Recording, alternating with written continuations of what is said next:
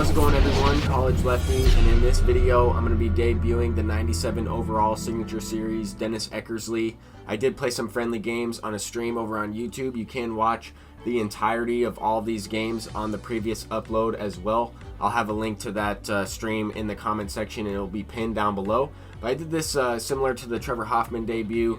I wanted to use Dennis Eckersley as much as possible, and the best way to do that is in friendly games, interact with the viewers. We recently hit 5K subscribers on YouTube and we're pushing towards 5,100 already. But I wanted to celebrate with everybody and with all the support and all the viewers over there. So I've been mixing it up a little bit, streaming on both Twitch and YouTube. So definitely follow me on both platforms. But here to start this game off, I got a late base hit with Tony Gwynn, and Ricky Henderson is hitting a double into the gap. I rounded second base on accident when I was trying to send Gwynn home, and that's something that I've been doing. Luckily, I didn't get back picked. But Clayton Kershaw is on the mound for this one, and I'm looking to go to Dennis Eckersley as soon as possible, but I am trying to get at least an out or two with Kershaw. I mean, he's my best pitcher overall, I would say. And really all around, he is the best pitcher in the game. He has the velocity, the break, and the control, along with the stamina. Elite per nines, just really solid pitcher overall. Here I'm making a debut at bat with Jason Kendall. I wanted to use my created player at shortstop. However, he is a gold, but I did want to also try out this 87 Jason Kendall. I never got a chance to use him yet this year. He is more new to the game, and I think he's been in MLB The Show games in years past, but new to this one, and I wanted to try that special edition diamond out. Here he's going to be able to score from first base on a ball into the gap from Lindor. It is going to be kind of a close play at the plate, but 76 speed for a catcher is definitely the best in the game so far, and it shows right there. He's able to score from first on a double. And Ty Cobb keeps the rally going a little bit with the base hit there to right field. Just got by the second baseman. Brings up Tony Gwynn. I'm up by a couple runs. I'm looking to just get another run here, avoid a double play, and I hit a ground ball right to the second baseman. However, the flip there was a little bit too slow, and Tony Gwynn does beat it out. So I was able to score another insurance run, and in shortened games, I do these friendly games where they're 3 innings long. If we're tied after 1 extra inning, then I will call it a friendly quit just to give a lot of people a chance to play. I think I played about 5 games of friendly games over on that stream, so definitely tune in for one of those if you want a shot to play. I base it off of a keyword, so it's similar to like a giveaway. I have a random generator in Nightbot that decides who plays, and that way I don't have to pick and choose, but it's really fun. So definitely interacting with the stream. I think we had like 50-60 people in the stream the other day, and about 20 people that were willing to play. So I know a lot of people are still grinding out that 4th inning program. I did go ahead and upload some videos on the 4th inning program. I completed it as well. And here I'm throwing with Dennis Eckersley for the first time. Bottom of the 2nd inning, I'm looking to use his slider because it is his primary pitch, and he does throw it with a lot of break, and it works really well with this sinker. I'm going with the sinker up and in to Frank Thomas. I missed early feedback and threw it up in the zone, but great control and great per nines from Dennis Eckersley. He's going to be able to allow the opponent to get those swings and misses, some check swings that he might get with other pitchers, or they might be full swings with Eckersley. He is more of a spot up pitcher there. I tried to throw the low and in slider, and I missed low and in, but it's definitely a good spot. Going with the sinker up and away, and I just wanted to see how this pitcher would be. I mean, I picked him up when he was pretty new. I picked him up the 2nd day that he came out, but I wanted to try him out against you guys because in ranked seasons, the stamina is affected. If you use a reliever for multiple innings, then you will have to rest him. There I got the line out to end the game. Eckersley pitched pretty well in that one, and that's one of the bonuses about him is he has 37 stamina, so he will be able to throw in a lot of games in ranked seasons for you and recover quickly. And I will be using this card in ranked seasons, but I wanted to play friendly games so that way I didn't have to worry about letting Dennis Eckersley rest. I could use him in every game for at least a couple batters, even though it's a shortened game, so the stamina is shortened. I wanted to try and use him and see how effective he really is. But here he has a guy on third base with 1 out. And top of the 1st inning, he still haven't got a chance to hit yet. Looking to minimize and keep him at 1 run. If I can keep him just to scoring 1 run, then I have a chance to come back. I have 9 outs to work with. 1 run's definitely easier to get than 2 runs in a short 3-inning game. I'm trying to keep Frank Thomas off the bases. If he does allow a ground ball or a sac fly, then that is all right. But on a 2-2 count, I'm going with a curveball. I haven't really thrown too many curveballs. And he hits it to third base, and Lindor is able to make the play. That's what is a beneficial thing about pitching inside with the runner on third. He's likely to pull the ball and hit it to the third baseman, and you can keep the run the runner right at third base. There I was able to get out of the inning unscathed, no runs scored, and now we have Tony Gwynn up facing Roy Oswalt, and on a 2-2 count, I barreled that one up. I thought it was a pop fly to left field, but it did go ahead and carry out. I was surprised that that one went out for a home run, but I did see his left fielder out there dive, so I figured it was gone. I thought that was impressive from Tony Gwynn, showing some power there. But facing Josh Donaldson, I still have Dennis Eckersley in the game. I got the pop fly there. Frank Thomas tracks it down. And as we get into the second inning here, second inning of work of Dennis Eckersley, he will start to get in the yellow range for stamina. His pitches won't be able to move as much, and he might tend to hang a pitch or two more up in the zone, and I have to look out for that. I mean, I'm only up 1 run.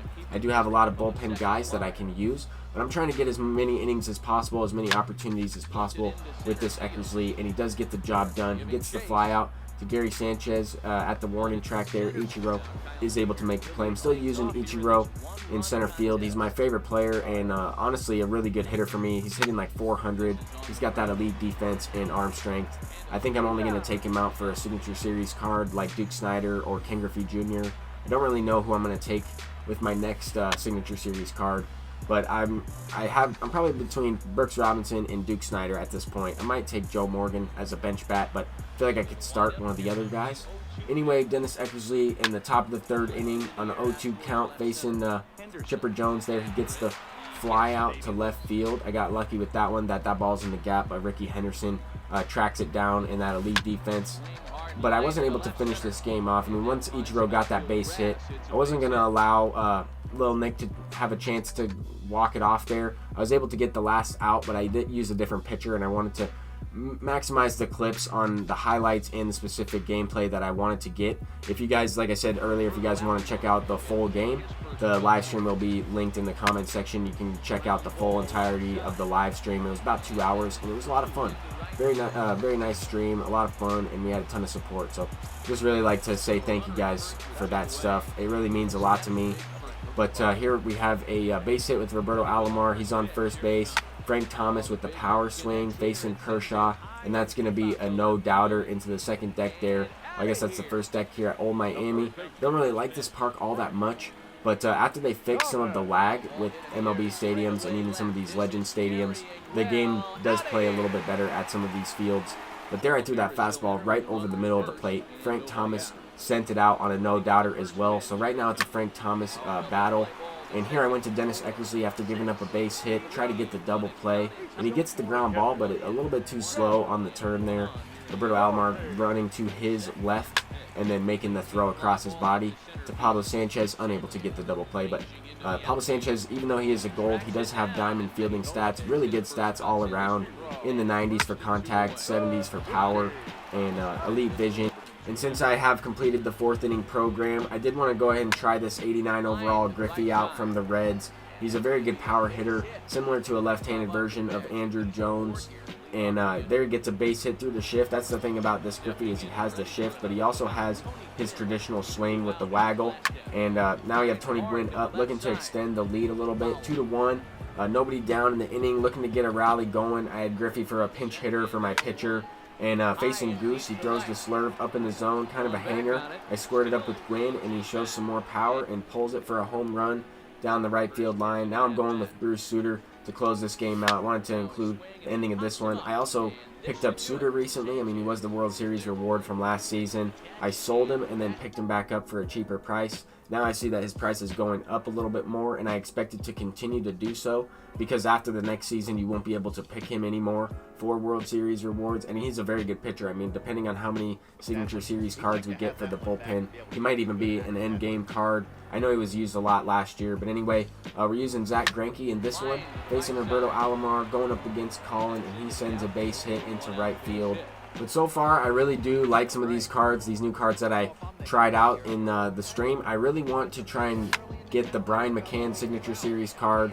I think I want to pick Wade Boggs back up, because I wasn't sure if they were going to release a third baseman with the program, the 4th inning program. So I figured I sold all those guys before during the stub sale, try to get some of them back for a lower price. I know that the stub sale ends today. I'm just trying to include as many tips as possible in this gameplay as well. I don't like to just talk only about the game, but I do want to help you guys out as much as possible as well. So Here with Jose Reyes, Frank Thomas just ran on his own there, infield ground ball, and he throws me out at the plate. Not really much I could do there. If I would have tried to send him back, the guy that was advancing from first to second, he may have went back, and I would have possibly got myself out in a different way. Might have still scored the run.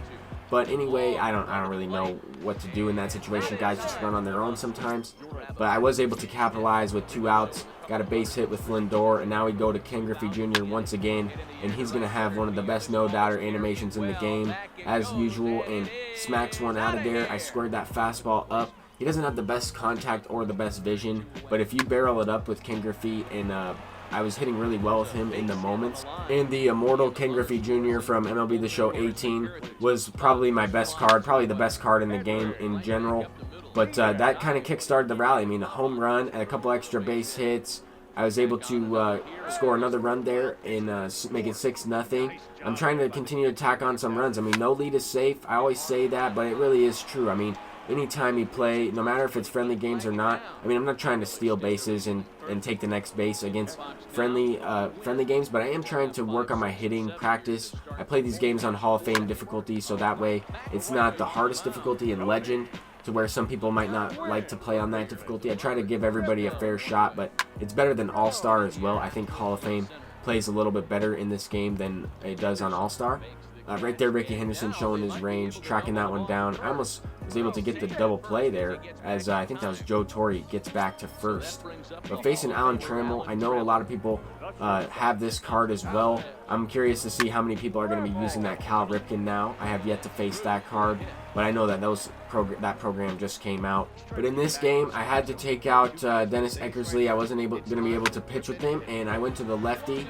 He went to a pinch hitter on a 3-1 count. I was trying to make him earn some runs there, and he hits it out. He smacks that one out for a 3-run shot with Matt Holliday. I was able to get one back there facing Josh Hader. Hit a home run with Francisco Lindor. That was probably a hanging pitch. He might have had early feedback on that one because Lindor got a pretty high exit velocity and hit that ball pretty far for the power numbers that he does have in the game.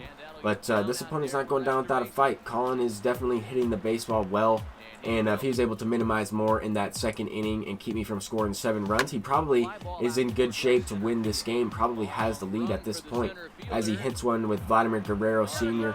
into the gap there for a double, and that's going to bring up Joe Torre. Joe Torre's going to hit a ground ball slow enough for Jose Reyes to make the play. And in this last one, this opponent definitely has more of a budget team. He's got a couple golds in there who are very solid, really good gold cards. He's got a couple Live Series diamonds and some Signature Series cards with Liriano on the mound. I wasn't able to include too many highlights from this game because the video was starting to get a little bit too long, but this was probably the biggest play on defense, and I was able to get the double play top of the 3rd inning. The opponent had a chance to break that one open. Now in the bottom of the 3rd inning, I reached base on an error, got a guy over to second base, and Tony Gwynn is going to knock in the game-winning run. Thank you guys so much for watching. Once again, if you want to check out the stream, it will be linked. I'm College Lefty, and have a great day. Peace out.